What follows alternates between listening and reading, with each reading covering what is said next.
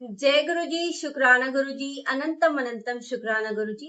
गुरु जी का अनंतम शुक्राना। आप सभी का स्वागत है गुरु जी के इस चैनल में। संगत जी, गुरु जी के चरणों के दर्शन कीजिए, गुरु जी से अरदास करेंगे।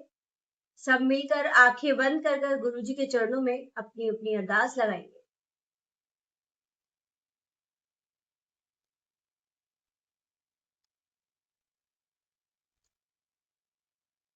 चलिए अब मंत्र जाप करते हैं। ओम नमः शिवाय, शिव जी सदा सहाय। ओम नमः शिवाय, गुरु जी सदा सहाय। जय गुरु जी, शुक्राना गुरु जी, अनंतम अनंतम शुक्राना गुरु जी। संग जी, गुरु जी की कृपा के बारे में क्या कहें, शब्द ही कम पड़ जाते हैं।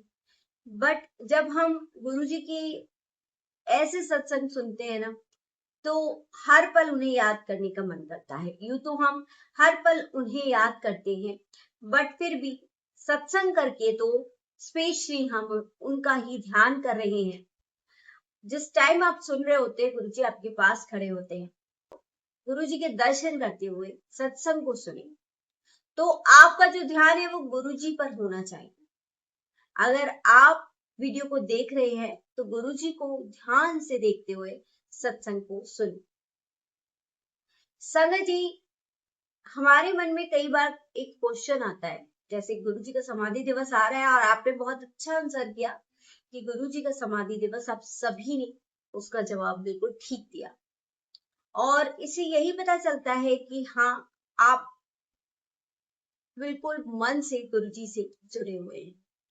संगत जी, कई बार हमारे मन में क्वेश्चन आता है कि क्या पुरानी संगत या नई संगत, गुरु जी की फेवरेट कौन है?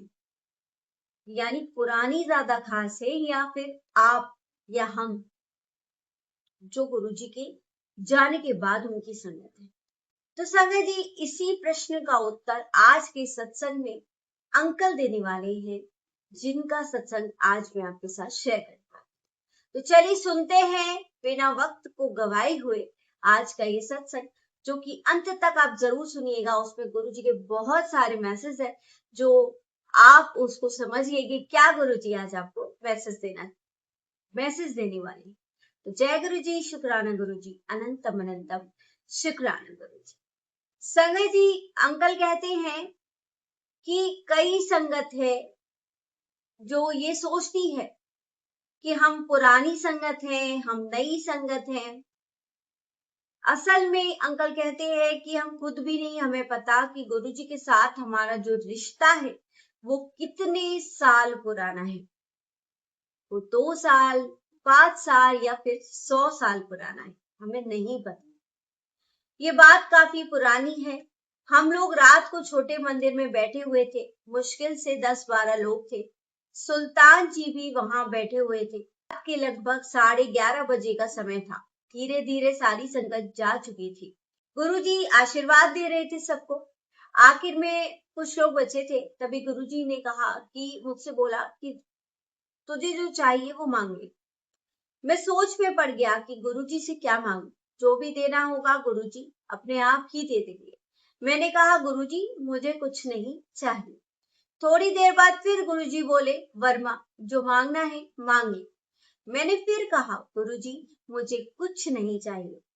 फिर थोड़ा समय बीता, रात और आगे बढ़ी। उसके बाद गुरुजी तीसरी बार बोले, मांग ले कुछ जो मांगना है। साथ में बैठे अंकल आंटी ने भी मुझसे कहा, इतनी बार गुरुजी बोल रहे हैं तो जो मांगना है वो मांग लो। मैं अभी भी सोच में पड़ा हुआ था। तभी गुरुजी मुस्कुरा कर बोले, एक बात बता दूं, 100 साल बाद ये तेरा मौका आया है। इट मीन्स, ऐसा क्यों कहा होगा गुरुजी ने? क्यों अंकल से बोला कि 100 साल बाद तुम्हारा ये मौका आया है मांगने का? एक पल के लिए मैं भी हैरान रह गया। फिर गुरुजी हंसने लगे। ये उस समय समझ नहीं आया, लेकिन बाद में एहसास हुआ कि गुरुजी के साथ हमारा रिश्ता कितना पुराना है, ये कोई नहीं जान सकता। कोई नई संगत नहीं, कोई पुरानी संगत नहीं। जो आज नई लग रही है, हो सकता है वह पिछले जन्मों से गुरुजी से जुड़ी हो। और जो खुद को पुरानी संगत समझ रहे हैं, हो सकता है किसी और का रिश्ता उनसे भी ज्यादा पुराना है। यानी आज की जो संगत है उनका रिश्ता उस पुरानी संगत से ज्यादा पुराना है। गुरुजी हमेशा कहते हैं ये सब मेरा परिवार है। उन्होंने हमेशा संगत को एक परिवार की तरह जोड़े रखा। रिश्तेदारी हो, शादी हो या कोई भी काम, गुरुजी हमेशा चाहते थे कि सब लोग मिलजुल कर रहे। गुरुजी की कृपा सब पर एक जैसी होती है। ऐसा नहीं है कि पुरानी संगत पर अलग कृपा है और नई संगत पर अलग कृपा है। वो तो सूरज की तरह रोशनी देते हैं। जैसे सूरज सबको रोशनी देता है, किसी में भेदभाव नहीं करता। चाहे उसे तेज गर्मी देनी है तो सबको एक जैसी देगा। तो वैसे ही गुरुजी हैं जो सब पर कृपा बरसा रहे हैं। एक दिन सुबह लगभग 4:30 बजे गुरुजी ने कहा, वर्मा चल। हम लोग उनके साथ चल पड़े। गुरुजी के हाथ में एक कमंडल था जिसमें पानी भरा हुआ था। हम एक झुग्गी झोपड़ी जैसी बस्ती में पहुंचे। रास्ते में गुरुजी अपने हाथ से पानी लेकर दाएं बाएं छिड़कते जा रहे थे। उस समय कोई सवाल करने की हिम्मत नहीं होती थी। गुरुजी जो करते थे उसमें कोई कारण जरूर होता था। हमेशा कहते थे फेथ रखो, डाउट मत रखो। कई बार इंसान सोचता है कि ये कैसे हो सकता है, लेकिन गुरुजी के साथ चलते चलते धीरे धीरे समझ आने लगा कि उनका हर काम किसी बड़े कारण से होता है। शुरुआत में जब मैं गुरुजी के पास मैंने जाना शुरू किया, लगभग 1 साल तक हम लोग 11-12 बजे तक गुरुजी के दर्शन का इंतजार करते रहते थे।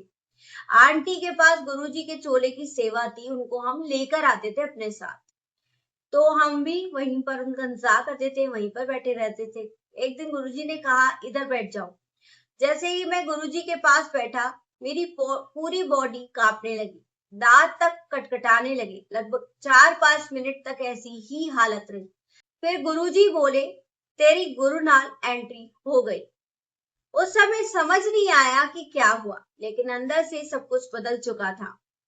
गुरुजी जहां भी जैसे भी किसी को भी अपने साथ जोड़ते थे, उनका कल्याण ही करते थे। एक समय ऐसा भी आया जब गुरुजी की तबीयत काफी खराब हो गई। लगभग 1 साल तक सत्संग बहुत कम हुए, संगत भी सीमित ही रही। मैंने एक दिन कहा, गुरुजी आप इतना ध्यान रखते हो, अपनी तबीयत का भी ध्यान रखो। तब गुरुजी बोले, पेड़ हमेशा फल देता है, चाहे खुद धूप में ही क्यों ना खड़ा रहे। गुरुजी हमेशा दूसरों का भला करते रहे। अब मैं आपको पटियाला वाले सत्संग की बात बताती हूँ। तो अंकल ने क्या पटियाला वाला सत्संग की बात बताई वो मैं आपको बताती हूँ। हमारी कंपनी इंडिया में एक नया प्रोडक्ट लॉन्च कर रही थी। उस समय बड़े बड़े लोग आए हुए थे, मंत्री, डायरेक्टर सब आए हुए थे। उसी दिन गुरुजी का सत्संग भी था। तो संगत जी, गुरुजी किचन से बाहर बैठे हुए थे। मैंने चरण स्पर्श किए और जाकर बैठ गया। गुरुजी किचन के बाहर बैठे हुए थे। मैंने चरण स्पर्श किए और जाकर बैठ गया। अंदर से मन ही नहीं हो रहा था जाने का। फिर किसी ने कहा, फ्लाइट का टाइम हो रहा है। मैंने कहा, हो जाएगा। मैंने कहा, ठीक है, सत्संग छोड़कर जाने का मन नहीं है। लेकिन थोड़ी देर बाद गुरुजी ने खुद कहा, जा फ्लाइट पकड़। मैं तुरंत एयरपोर्ट के लिए निकला। रास्ते में इतना ट्रैफिक था कि लग रहा था फ्लाइट निकल जाएगी। जब एयरपोर्ट पहुंचा तो काउंटर लगभग बंद हो चुका था, लेकिन वहां एक लड़की खड़ी हुई थी। उसने मेरा टिकट देखा और बोली, जल्दी जाइए, अभी बोर्डिंग हो जाएगी। उस समय समझ आया कि गुरुजी भेजते हैं, रास्ते भी खुद ही बनाते हैं। अब मैं अपने बेटे का सत्संग आपको सुनाता हूँ। तो संगत जी, अंकल के बेटे का सत्संग क्या है वो अंकल सुना रहे हैं, वो मैं आपको शेयर करती हूँ। मेरा बेटा शुरू से पढ़ाई में बहुत अच्छा था, लेकिन उसे एक्टिंग और डांस का बहुत शौक था।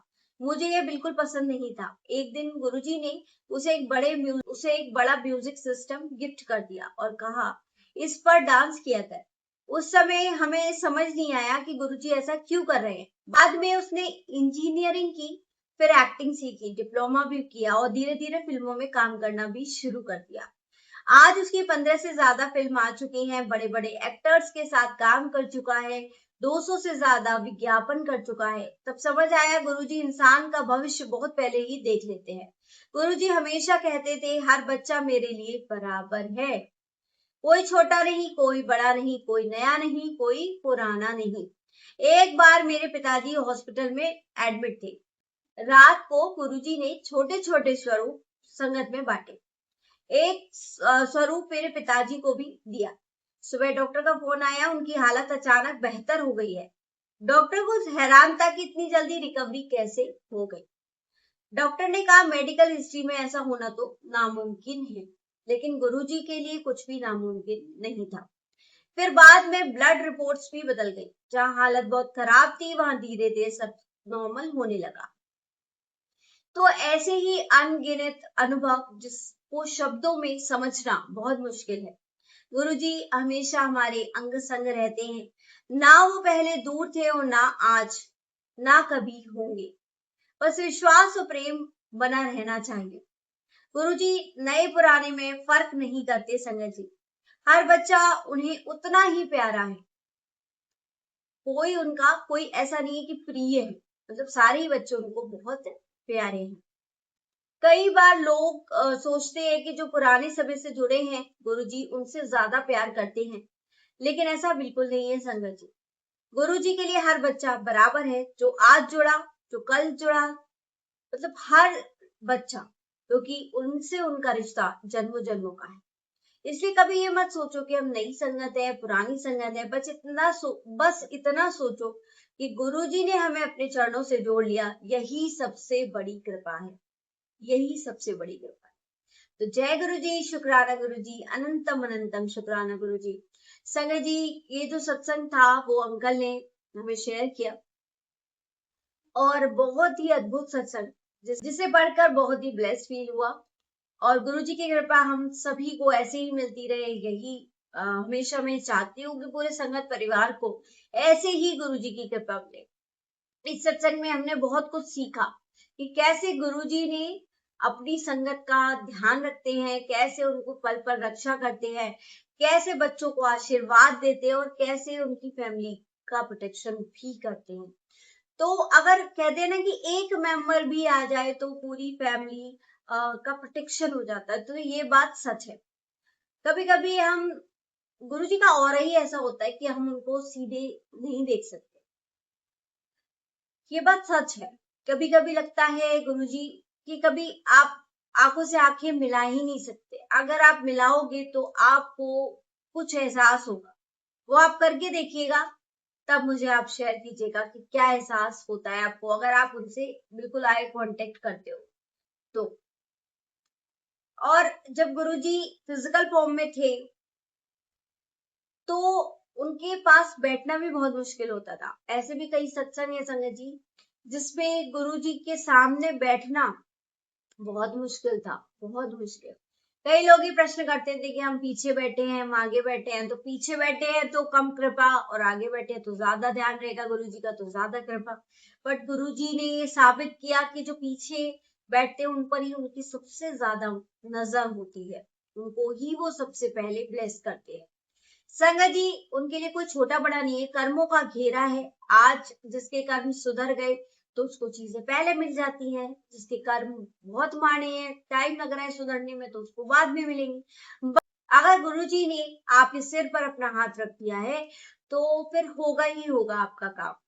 थोड़ा टाइम लगेगा और वो टाइम हमें तो ज्यादा लगता है बिकॉज हम वो चीजें फेस कर रहे होते हैं। बट गुरुजी कहते हैं हंसकर खुश होकर वो टाइम निकाल लो। उस टाइम में ना अपना कभी भी ये मत सोचो कि मेरे साथ कुछ गलत हो रहा है। हमेशा उसको अच्छी फीलिंग लाओ, पॉजिटिव फीलिंग लाओ, जिसे कहते हैं मैनिफेस्टेशन। आज के जमाने में कहते हैं ना अच्छा सोचो, अपने लिए अच्छा सोचो तो अच्छा होगा। वही चीज है, क्योंकि वो हमारे ईश्वर हमें बोलते हैं, वो हमारे भगवान हमें बोलते हैं, हमारे गुरुजी हमें बोलते हैं कि अच्छा सोचो, अच्छा सोचोगे तो अच्छा होगा, बुरा सोचोगे तो बुरा होगा। ऐसी कहावत है ना, और ऐसा होता भी है संगत जी। कई बार हम कहते नहीं है अरे ये तो हमारे दिमाग में था, तो ये ऐसे कैसे हो गया। अब से हाल ही का ही सत्संग सुनाती हूँ आपको।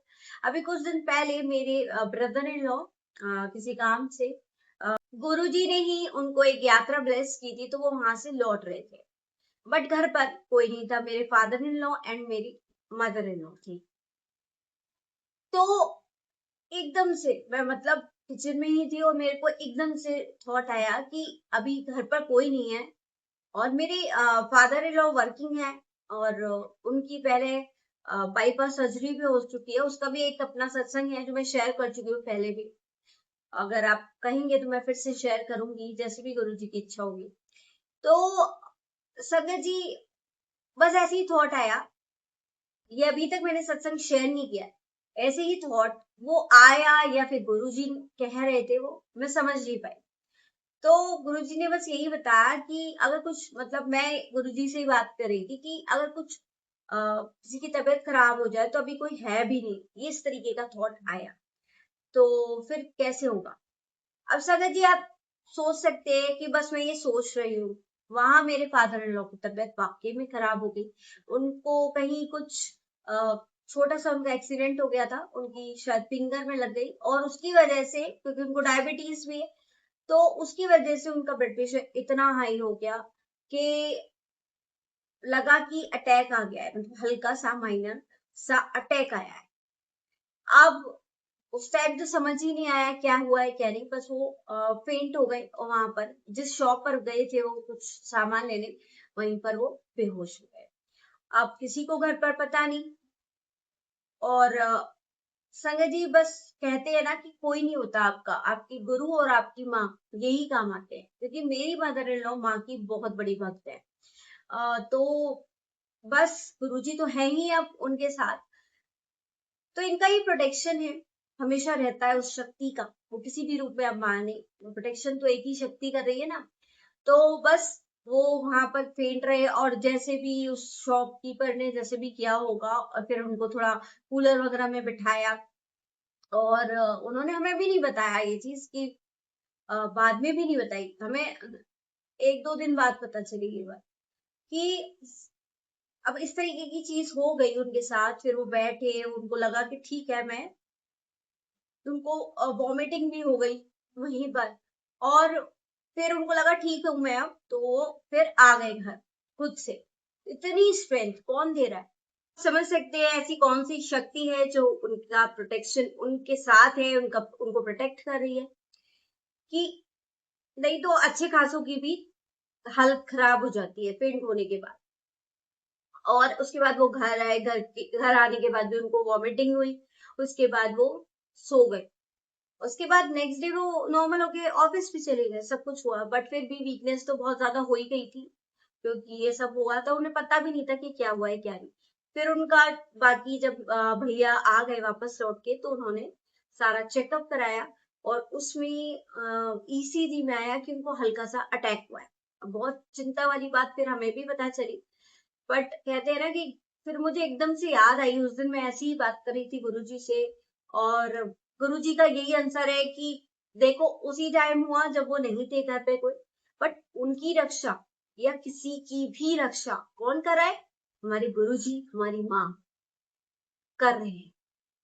मेरे फादर इन लॉ ऐसे नहीं है कि वो पूजा पाठ में बहुत ज्यादा करते, मेरी मदर इन लॉ है जो पूजा पाठ बहुत करते हैं। तो कहते हैं कि एक भी करता है तो पूरी फैमिली प्रोटेक्ट होती है, तो ये बात सच है।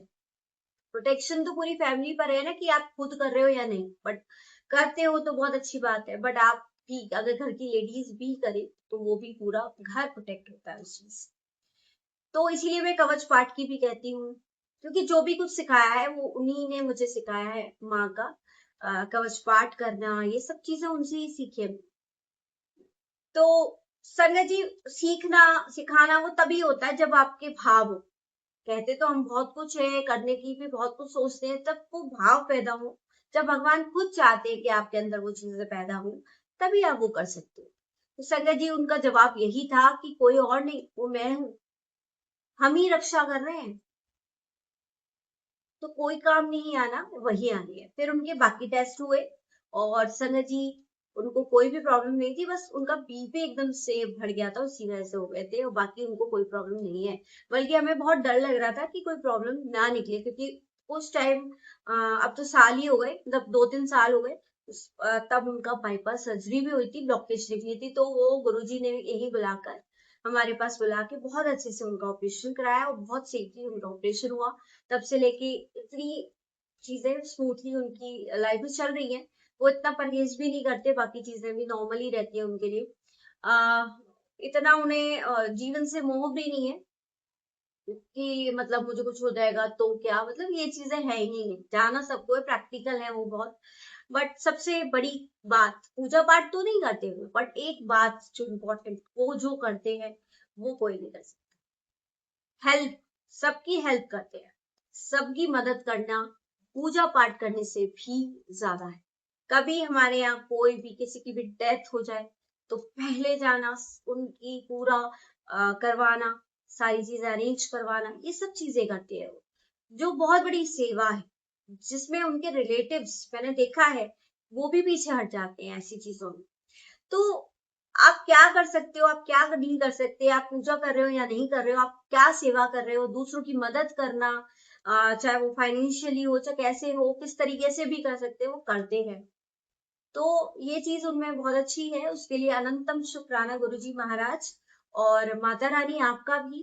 और आप दोनों ने रक्षा की और अच्छी सेफ तरीके से उनको रखा, और मैं यही चाहती हूँ और उनके लिए प्रे करेंगे कि उनकी उनकी जो लाइफ है बहुत स्मूथली चले। देखिए कोई ऐसी विपदा ना आए उनके ऊपर, तो हम यही चाहते हैं वो स्वस्थ रहे और अपनी लाइफ में आगे उनका सब अच्छा हो। गुरु जी उन पर कृपा करे, माता रानी उन पर कृपा करे, उनको हेल्थ ब्लेस करे। जय गुरु जी, शुक्राना गुरु जी, अनंतम अनंतम शुक्राना गुरु जी। और आज का जो सत्संग सुना वो बहुत ही ब्लेस था, गुरु जी महाराज की कृपा से सुना। और आपको जो भी उससे शिक्षा मिलती है, गुरु जी आपको क्या मैसेज देना चाहते थे वो आप समझ गए होंगे। आप कमेंट में जरूर बताएंगे कि आज के सत्संग से आपने क्या सीखा, गुरु जी ने जो आपको मैसेज दिया उससे आपने कुछ सीखा या नहीं, उससे आपको आपके सवालों के जवाब मिले या नहीं मिले। तो यस लिख दीजिएगा और जय गुरु जी, शुक्राना गुरु जी जरूर लिख दीजिएगा। तो जय गुरु जी, शुक्राना गुरु जी, अनंतम अनंतम शुक्राना गुरु जी। आप इसी तरीके से गुरु जी का सिमरन कीजिए, माता रानी का सिमरन कीजिए, माता रानी का कवच पाठ जरूर कीजिए, क्योंकि उससे आपकी पूरी जो परिवार है वो प्रोटेक्ट होता है। गुरु जी के दरबार में जाने से कहते हैं कि एक भी इंसान चला जाए तो पूरी परिवार को वो प्रोटेक्ट करते हैं, तो वास्तव में वो करते हैं। और आप क्या कर सकते हैं, आप मंत्र जाप कीजिए, क्योंकि ये जो मंत्र है मैं बार बार बोल रही हूँ, ये मंत्र बहुत ही ब्लेस्ड है। गुरु जी ने अपना चोला त्यागा था तो इसी महीने में त्यागा, तो कुछ तो बात होगी इस महीने में, तो इस समय हमें मंत्र जाप ज्यादा से ज्यादा करना चाहिए। तो जय गुरु जी, शुक्राना गुरु जी, अनंतम अनंतम शुक्राना गुरु जी। चलिए संगत जी, गुरु जी से एक बार मिलकर अरदास करते हैं, सबके लिए मांगते हैं। गुरु जी महाराज सब पर अपनी कृपा दृष्टि रखना, सबको अपने चरणों से लगाकर रखना, सब पर अपनी छत्र छाया रखना। हाँ, आप वो पेड़ हैं जो खुद कष्ट झेलते हैं और हमें छाया देते हैं। आप अपना भी ध्यान रखना और हमें यूं ही गाइड करते रहना, हमें यूं ही पाठ और सिमरन में लगाए रखना, हमारे परिवार का और हमारे बच्चों का तो आप ध्यान रखते ही हैं, उसके लिए हम क्या ही आपसे अरदास करें, लेकिन आप अपना भी हमेशा ध्यान रखना। जय गुरु जी, शुक्राना गुरु जी, अनंतम अनंतम शुक्राना गुरु जी। सभी का कल्याण करना, सभी का मंगल हो, सभी का हित हो। जय गुरु जी, शुक्राना गुरु जी, अनंतम अनंतम शुक्राना गुरु जी, अनंतम अनंतम शुक्राना गुरु जी।